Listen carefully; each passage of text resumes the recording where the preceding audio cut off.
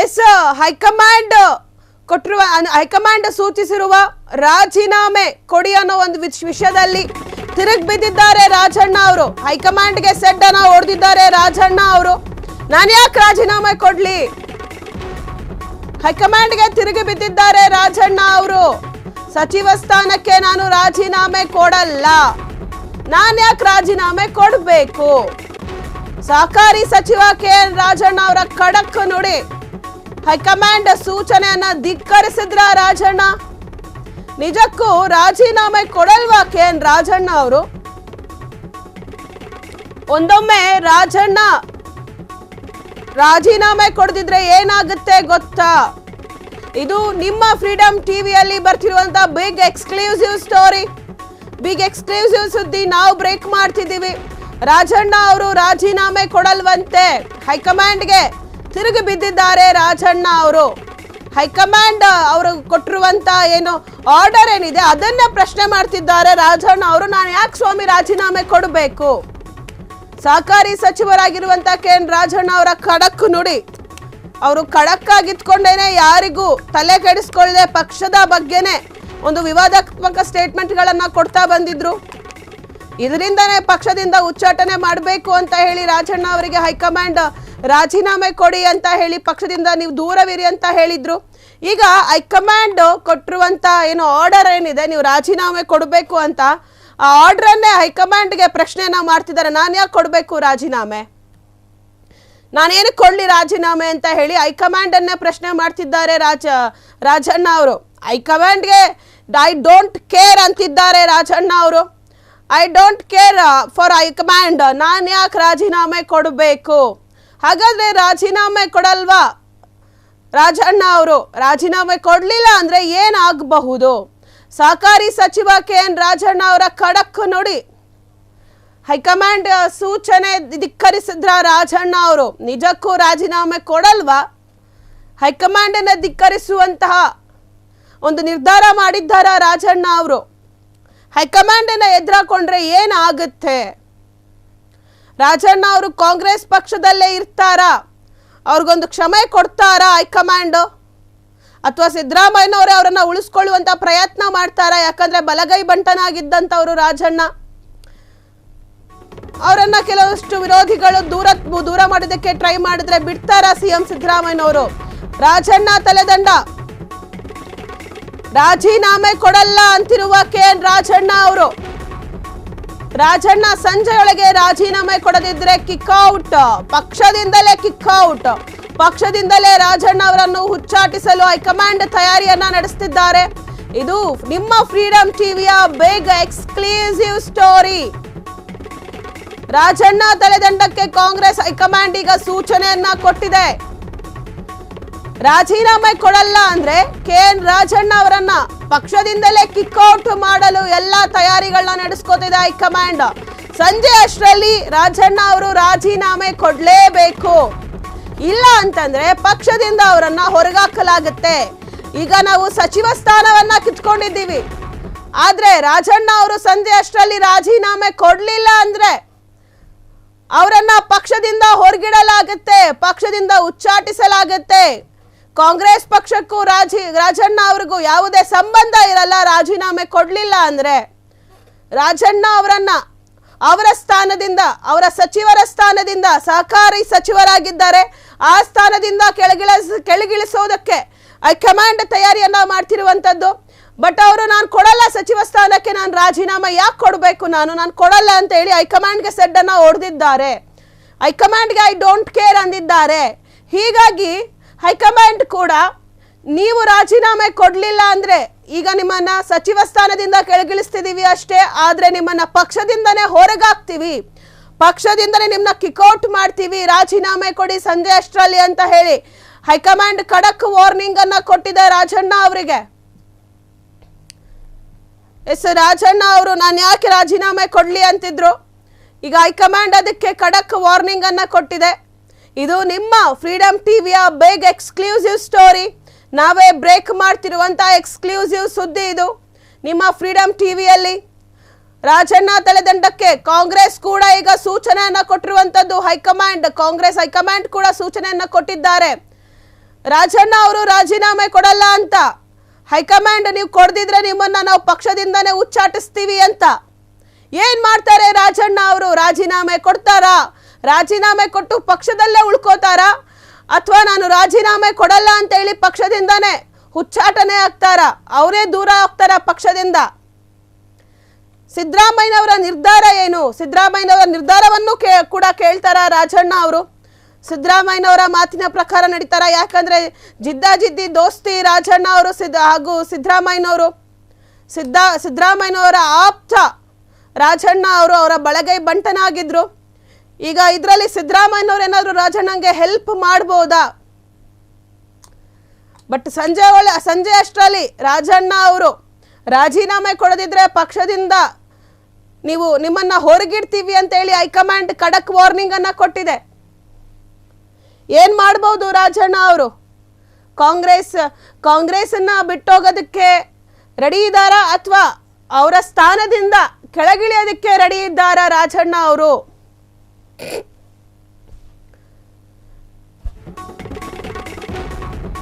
Congress ST ಸಚಿವರಿಗೆ time ಸರಿ ಇಲ್ವಾ? ಕಳೆದ ವರ್ಷ ಸಚಿವ ನಾಗೇಂದ್ರ ರಾಜೀನಾಮೆಯನ್ನ ಕೊಟ್ಟಿದ್ರು. ಈಗ ಸಚಿವ ರಾಜಣ್ಣ ಅವರ ರಾಜೀನಾಮೆ ಸರದಿ. ಇಬ್ಬರು ನಾಯಕ ಸಮುದಾಯಕ್ಕೆ ಸೇರಿದವರು. ಎಸ್ಟಿ ನಾಯಕರ ವಿರುದ್ಧ ಪಕ್ಷದೊಳಗೆ ವ್ಯವಸ್ಥಿತ ಷಡ್ಯಂತರ ನಡೀತಿದ್ಯಾ? ರಾಜಣ್ಣ ವಿರುದ್ಧ ದೂರು ಕೊಡಿಸಿದ್ದೆ ಡಿಕೆಶಿ ಬಣಾನ. ಸಿಎಂ ಸಿದ್ದು ಬಣ ಹಣಿಯಲು ತಂತ್ರ ಹೂಡಿದ್ದ ಡಿಕೆ. ಕಾಂಗ್ರೆಸ್ ಎಸ್ಟಿ ಸಚಿವರಿಗೆ ಟೈಮೇ ಸರಿ ಇಲ್ಲ. ಈಗ ಕಳೆದ ವರ್ಷ ಸಚಿವ ನಾಗೇಂದ್ರ ಅವರು ರಾಜೀನಾಮೆ ಕೊಟ್ಟಿದ್ರು. ಈಗ ರಾಜಣ್ಣ ಅವರ ಸರದಿ ಬಂದಿದೆ ರಾಜೀನಾಮೆ ಕೊಡೋದಕ್ಕೆ. ಇಬ್ಬರು ನಾಯಕರ ಸಮುದಾಯಕ್ಕೆ ಸೇರಿದವರು. ಇವರಿಬ್ರು ಸಿದ್ದರಾಮಯ್ಯನವರಿಗೆ ತುಂಬಾ ಆಪ್ತರಾಗಿದ್ರು. ಹಾಗಾಗಿ ಅವರನ್ನ ದೂರ ಮಾಡುವಂತ ಒಂದು ದೊಡ್ಡ ಷಡ್ಯಂತ್ರ ನಡೀತಿದ್ಯಾ ಕಾಂಗ್ರೆಸ್ನಲ್ಲಿ? ಇನ್ನು ಅಧಿವೇಶನದಲ್ಲೂ ಕೂಡ ಪ್ರಸ್ತಾಪ ಆಗ್ತಿದೆ ಕೆಎನ್ ರಾಜಣ್ಣ ಅವರ ರಾಜೀನಾಮೆ ವಿಚಾರ. ಅಧಿವೇಶನದಲ್ಲೂ ಕೂಡ ರಾಜಣ್ಣ ವಿಚಾರವನ್ನ ಪ್ರಸ್ತಾಪ ಮಾಡ್ತಿದ್ದಾರೆ. ಒಂದೇ ನಿಮಿಷ ರಾಜಣ್ಣ ಹೇಳಿಕೆ ಮಾಡ್ಬಿಡ್ಲಿ, ಮುಗಿದೋಯ್ತು. ಏನಾದ್ರಲ್ಲಿ ನೋಡಿ, ಅದರಲ್ಲಿ ಏನ್ ತಪ್ಪಿಲ್ಲ. ಅವ್ರು ಮಾತಾಡ ತೀರ್ಮಾನ ಮಾಡ್ತಾರೆ, ನೀವ್ ಯಾಕೆ ಮಾತಾಡ್ತೀರಿ? ಈಗ ನೀವ್ ಹೇಳ್ತಾವ ಮಾತಾಡ್ದಲ್ಲ. ರಾಜಣ್ಣ ಕೇಳಿ ಒಂದ್ ನಿಮಿಷ ಹೇಳ್ಸಿರಿ, ರಾಜೀನಾಮೆ ಕೊಟ್ಬಿಟ್ಟವ್ರೆ. ಹೇಳ್ಸಿರಿ ಒಂದ್ ನಿಮಿಷ ಮುಗ್ದೇ ಹೋಗ್ತಿಲ್ಲ. ಜೆರಾಕ್ಸ್ ನಾನು ಜೆರಾಕ್ಸ್ ಟ್ರೈ ಮಾಡ್ತಾ ಇದ್ದೀನಿ. ಜೆರಾಕ್ಸ್ ತರಕ್ಕೆ ನಾನು ಟ್ರೈ ಮಾಡ್ತಾ ಇದ್ದೀನಿ. ರಾಜೀನಾಮೆ ಕೇಳ್ತಾ ಇಲ್ಲ, ತಿಳ್ಕೊಳ್ತಾ ಇದೀರಿ. ನಾವು ರಾಜೀನಾಮೆ ಕೇಳ್ತಾ ಇಲ್ಲ, ರಾಜೀನಾಮೆ ಕೊಟ್ಟಿದಾರ ಅಂತ ಕನ್ಫರ್ಮೇಶನ್ ಕೇಳ್ತಾ ಇದೀವಿ. ನೀವು ರಾಜೀನಾಮೆ ಕೇಳಿದ್ವಿ ನಾವು. ರಾಜಣ್ಣ ಇಲ್ಲ ಇದಾರಲ್ಲ, ಕೇಳಿಸಕ್ಕೆ ತಯಾರಿಲ್ಲ. ಈಗ ನೀವು ಪ್ರಶ್ನೆ ಒಂದೇ ನಿಮಿಷ. ಈಗ ಒಬ್ಬ ದಲಿತ ಮಂತ್ರಿ ಒಂದ್ ನಿಮಿಷ ಈಗ ಪ್ರಶ್ನೆ, ಒಬ್ಬ ದಲಿತ ಮಂತ್ರಿ ಬೇಕಿಲ್ವಾ? ನನ್ನ ಮೇಲೆ ಸದನದಲ್ಲಿ ಹೇಳ್ತಾರ ಈ ಅಧಿವೇಶನ ರಾಜಕೀಯ ಬೇಳೆ ಬೇಯಿಸ್ಕೊಳ್ಳೋದಕ್ಕ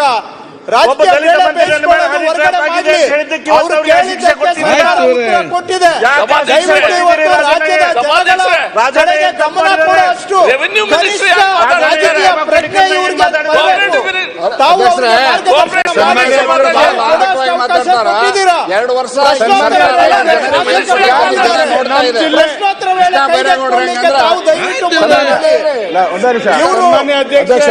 ಎಲ್ಲ ಸಂದರ್ಭದಲ್ಲಿ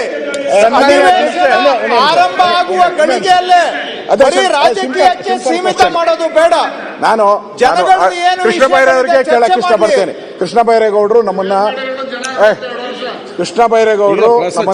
ಟೀಕೆ ಮಾಡಿದ್ರು. ಇವ್ರಿಗೆ ಜನರ ಬಗ್ಗೆ ಕಾಳಜಿ ಇಲ್ಲ, ಜನರ ವಿಚಾರವನ್ನ ನಾವು ಚರ್ಚೆ ಮಾಡ್ತಾ ಇದ್ದೀರಿ. ನನ್ಗನ್ಸ್ತತೆ ರಾಜಣ್ಣ ಪಾಕಿಸ್ತಾನದಿಂದ ಬಂದಿದ್ಯಾ ನೀನು ಕರ್ನಾಟಕದವರಲ್ಲ. ನೀವು ನಿಮ್ ಬಗ್ಗೆ ಚರ್ಚೆ ಮಾಡ್ತಾ ಇರೋದು, ಚರ್ಚೆ ಮಾಡ್ತಾ ಇರೋದು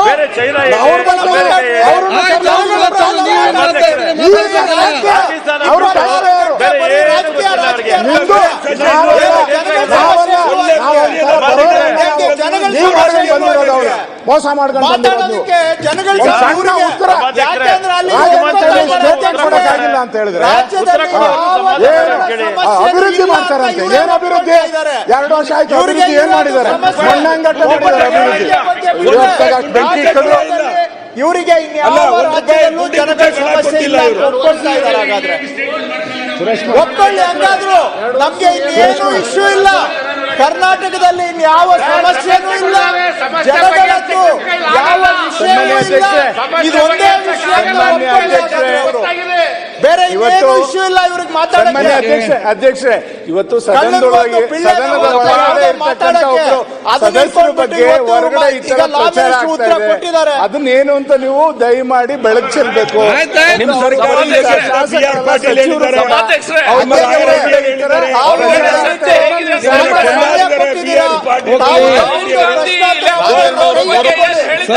ಇದು ಕೇವಲ ರಾಜಕೀಯ ತಂತ್ರಗಾರಿಕೆಗೆ ಸದನ ಹಾಳಾಗೋದು ಬೇಡ.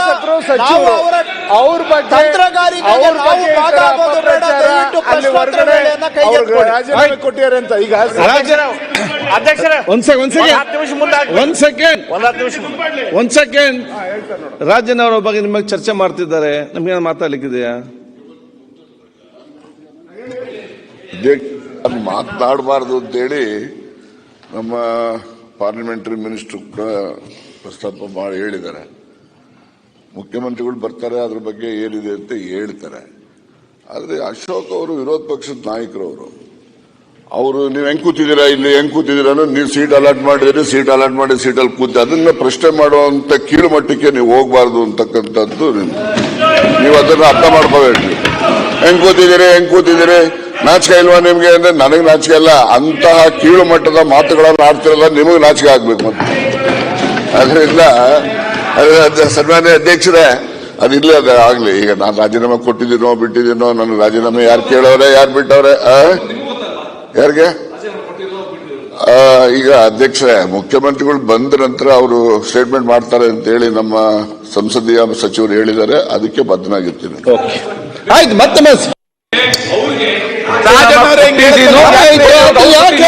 ಬಿಡಿ, ಅವ್ರಿಗೆ ನೀವು ಹೇಳ್ತಾರೆ ನೋಡಿ. ಮತ್ತೆ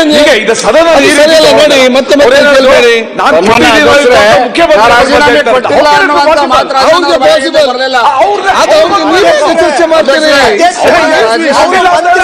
ಸದನದಲ್ಲಿದ್ದಾರೆ. ಏನಾದ್ರೂ ಬೆಳವಣಿಗೆ ಇದ್ರೆ ನಾವು ಅವ್ರ ಗಮನಕ್ಕೆ ತರ್ತೇವೆ, ಸದನಕ್ಕೆ ಗಮನಕ್ಕೆ ತರ್ತೇವೆ. ರಾಜಣ್ಣ ಅವರೇ ಒಂದ್ ನಿಮಿಷಕ್ಕೆ ರಾಜಣ್ಣ ಅವರು ಒಂದೇ ನಿಮಿಷ. ರಾಜಣ್ಣ ಅವರೇ, ನೀವು ನಾಚಿಕೆ ಆಗಲ್ವಾ ಅನ್ನೋ ಪದನ ನಾನು ಹೇಳಿಲ್ಲ, ಬಳಸಿಲ್ಲ.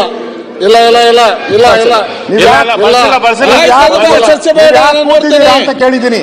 ನೀವ್ ಯಾಕೆ ಮಂತ್ರಿ ಅಲ್ದವರು ಅಲ್ಲಿ ಕೂತ್ಕೊಂಬಾರ್ದು ಅನ್ನೋ ದೃಷ್ಟಿಯಿಂದ ಕೇಳಿದ್ದೀನಿ ಅಷ್ಟೇ. ನಾನು ಅದ್ ಬಿಟ್ಟು ಬೇರೆ ಏನು ನಾನು ಹೇಳಿಲ್ಲ. ನಾನು ಅದೇನು ನಾನು ಹೇಳಿಲ್ಲ. ನೀವು ಇನ್ನೊಂದು ಪದ ಹೇಳಿದ್ರಿ, ಲಾ ಮಿನಿಸ್ಟರ್ ಹೇಳಿದ್ರು ಮಾತಾಡಬಾರ್ದು ಅಂತ. ಹಂಗಾರೆ ಏನ್ ಕಟ್ಟಾಕಿದಾರ? ಇದೇನ್ ಡೆಮೋಕ್ರಸಿ ಪ್ಲೇಸ್ ಇದು? ಪ್ರಜಾಪ್ರಭುತ್ವನ? ಸತ್ಯ ಹೇಳಿ, ಏನಾದ್ರಲ್ಲ ಹೋಗುವಂತದ್ದು ಮುಗೀತ ಅಷ್ಟೇ. ಸತ್ಯ ಹೇಳಕ್ಕೆ ಪ್ರಾರಂಭ ಮಾಡಿ. Vishwanath S R, Subbareddy S N, Krishna Byregowda. ಅಧ್ಯಕ್ಷರೇ, ಸಸ್ಪೆಂಡ್ ಮಾಡಿ ಇವತ್ತು ರಿವೋಕ್ ಮಾಡಿದ್ರೆ ಆಗ್ಲೇ ನನ್ನ ಹೆಸರೇ ಬಿಡ್ತಿರಲ್ಲ. Vishwanath S R. ಸನ್ಮಾನ್ಯ ಅಧ್ಯಕ್ಷರೇ, ಪ್ರಶ್ನೆ ಸಂಖ್ಯೆ 432 ಲೋಕೋಪಯೋಗಿ ಸಚಿವರಲ್ಲಿ ಕೇಳ್ತಾ ಇದ್ದೀನಿ. ಅಧ್ಯಕ್ಷ, ಸದಸ್ಯರಿಗೆ ವಿವರವಾದ ಉತ್ತರವನ್ನು ಕೊಡಲಾಗಿದೆ. ಅಧ್ಯಕ್ಷರೇ, ಉತ್ತರವನ್ನ ಕೊಟ್ಟಿದ್ದಾರೆ. ಇದರಲ್ಲಿ 2 ಭಾಗ, ಒಂದು ರಸ್ತೆ, ಒಂದು ಫ್ಲೈಓವರ್. ಇದರ ಉತ್ತರದಲ್ಲಿ ಏನಾಗಿದೆ, 21 ಕ್ಷಣ ಕ್ಷಣದ ಸುದ್ದಿಗಳಿಗಾಗಿ ಫ್ರೀಡಂ ಟಿವಿ ಸಬ್ಸ್ಕ್ರೈಬ್ ಮಾಡಿ, ಲೈಕ್ ಮಾಡಿ ಹಾಗೂ ಫಾಲೋ ಮಾಡಿ. ಹೊಸ ಸುದ್ದಿಗಳ ನೋಟಿಫಿಕೇಶನ್ಗಾಗಿ ಬೆಲ್ ಐಕಾನ್ ಮೇಲೆ ಕ್ಲಿಕ್ ಮಾಡಿ.